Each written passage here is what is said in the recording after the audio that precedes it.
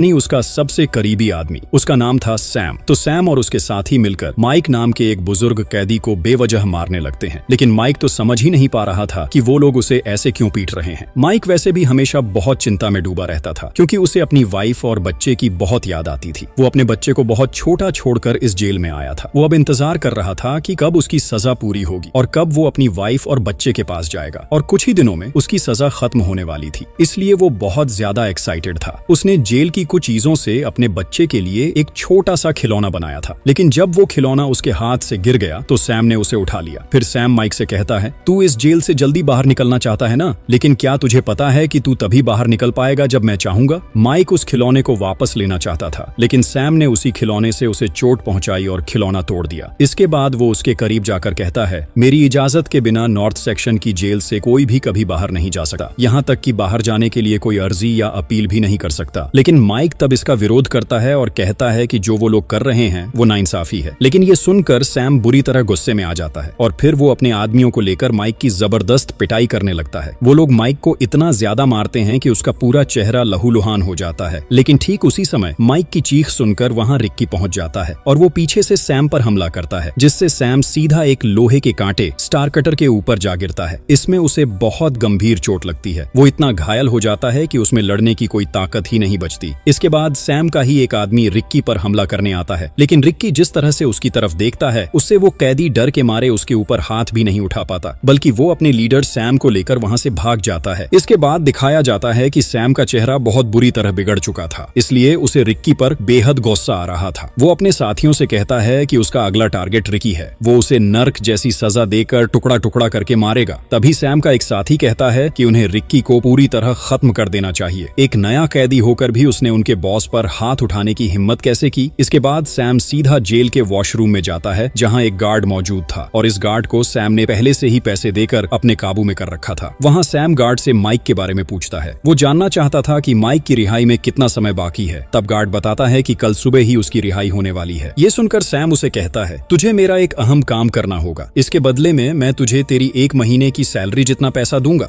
Guard पूछता है कि काम क्या है। तब सैम कहता है, पहला, तुझे लॉन्ग नाम के एक कैदी को छोड़ना होगा जिसे बाकी सबसे अलग बांध कर रखा गया है, और दूसरा, माइक की रिहाई किसी भी तरह कैंसिल करनी होगी। इसलिए तू माइक के पास जाकर उसे बता देना कि उसकी रिलीज डेट बहुत